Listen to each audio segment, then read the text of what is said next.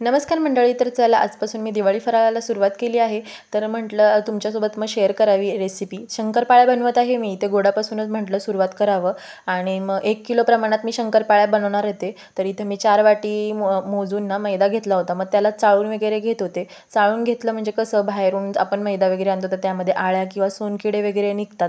म्हणून म्हटलं आपलं चाळून घेतलेलं बरं.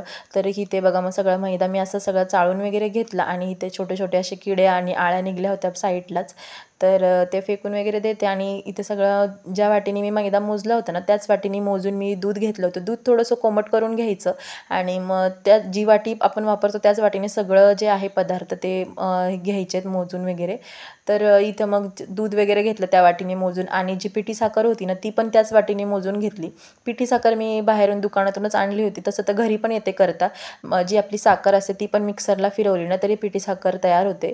तर इथं मग पिठी साखर वगैरे टाकली दुधामध्ये आणि जे तूप होतं ना मी ते तूप असं जी वाटी होती ना त्याच्या फक्त थोडंसं अर्धं असं तूप घ्यायचं. आणि हे तूप मग मी कोमट करून घेतलं होतं, थोडंसं वितळून घेतलं होतं. आणि ते जे मैदा आपण चाळलेला होता ना त्यामध्ये मी ते तूप टाकून घेतलं. आणि वरून म्हटलं थोडंसं मीठ त्यामध्ये टाकावं.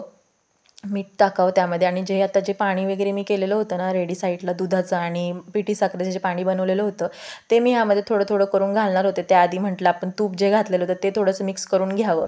तर मग ते मिक्स वगैरे करून घेतलं आणि दूध आणि पिठी साखरेचं जे पाणी होतं ते थोडं थोडं करून घालत होते. कारण एकदम घातलं तर मग अंदाज येत नाही. त्यामुळे म्हटलं थोडं घातलं तर कसं. आणि शंकरपाळ्याचा जे गोळा असतो ना तो असा घट्टसरच मळून घ्यायचा. तर इथे बघा मी छान असं सगळं पीठ मळून घेतलं शंकरपाळ्याचं. आता ह्याला आहे ना अर्धा तास तरी मी असं भिजत ठेवणार आहे, झाकण वगैरे ठेवून असं त्याच्यावरती. तर मी झाकण वगैरे ठेवून त्याला तर अर्धा तास तरी भिजत ठेवते, तोपर्यंत बाकीचे कामं आवरते.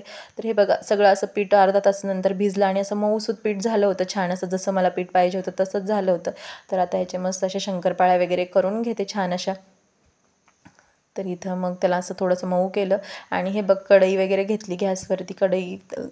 गॅस चालू करून कढई तापत ठेवली. त्यामध्ये तेल तापत ठेवलं. म्हटलं आपल्या शंकरपाळ्या होत्या तोपर्यंत तेल पण तापून जाईल. तर इथं मी सगळी शंकरपाळ्याची तयारी केली. आणि पोळपाट लाटणं सगळं असं घेतलं. चाळणी घेतली, त्यामध्ये पेपर टाकून घेतला, नाही तर मग खाली खूप ऑइल होतं त्याचं, त्याच्यामुळे म्हटलं. आणि सगळी तयारी केली म्हणजे कसं सारखं सारखं घेता येत नाही आपल्याला, हे राहिलं ते राहिलं, त्याच्यामुळे एकदाच मी सगळं घेत असते. तर इथं शंकरपाळ्याचे एक एक असे चपाती वगैरे लाटून घेतली आणि छोट्या छोट्या शंकरपाळ्या कट केल्या. आणि लगेच त्याला मग तेलामध्ये टाकलं, कारण तेल तापलेलं होतं. म्हटलं मग लगेचच त्याला तळून वगैरे घ्यावं. तर इथं मस्त अशा माझ्या शंकरपाळ्या बनवून तयार होत होत्या. हे बघा मस्त अशी शंकरपाळी बनवून तयार होत होती. छान अशी चौपट अशी फुललेली होती शंकरपाळी. तर हे बघा मस्त असं चौपट फुललेली होती शंकरपाळी आणि खूप मस्त होतात. ह्या पद्धतीने नक्की शंकरपाळ्या करून बघा तुम्ही. आणि इथं सगळ्या मग शंकरपाळ्या मी करून घेतल्या साईडला आणि लगेचच त्याला मग तळून वगैरे घेतलं हाताबरोबर. आणि मग चला कसा वाटला व्हिडिओ नक्की कमेंटमध्ये सांगा. बाय.